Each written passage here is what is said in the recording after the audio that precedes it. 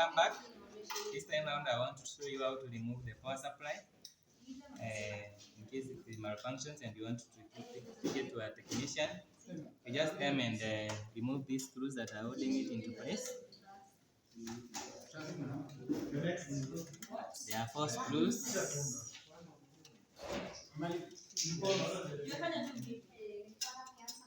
Once you unscrew, you keep the screws in a safe place to be used. Hold it back.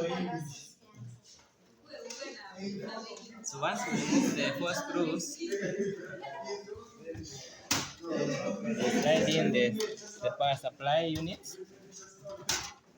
You need to remove any other connection.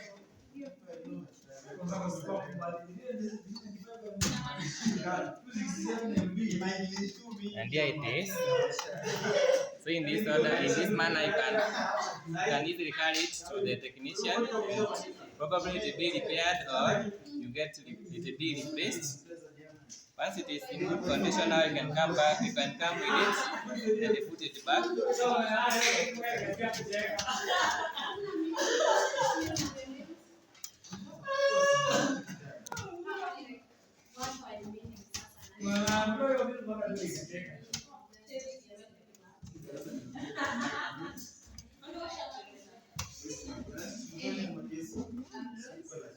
So you put back the screws.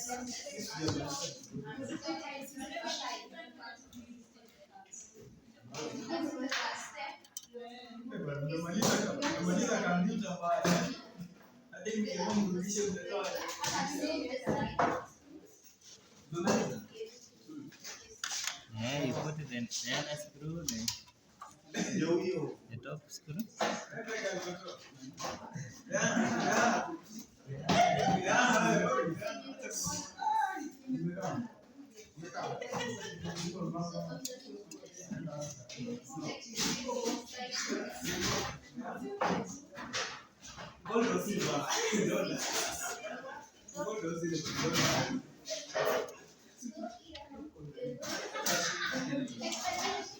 And you put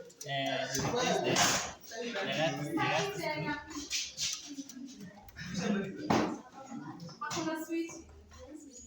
Okay, once the power supply is in place, now you can replace the connection or put back the connections the way they are for the various components, for the components to continue functioning well.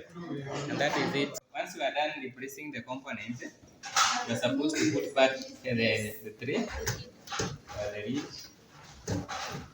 You slide it in.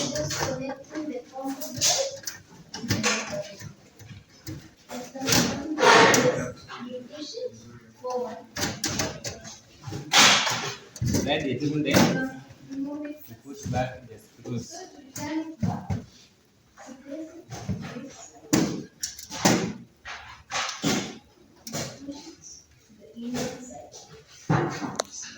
The 2 screws that are holding it in place. Install back the cables connecting the comfort drive to the motherboard. After that process is successfully done. Thank you for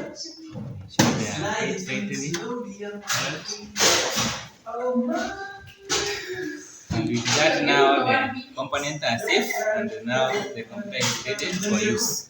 Thank you.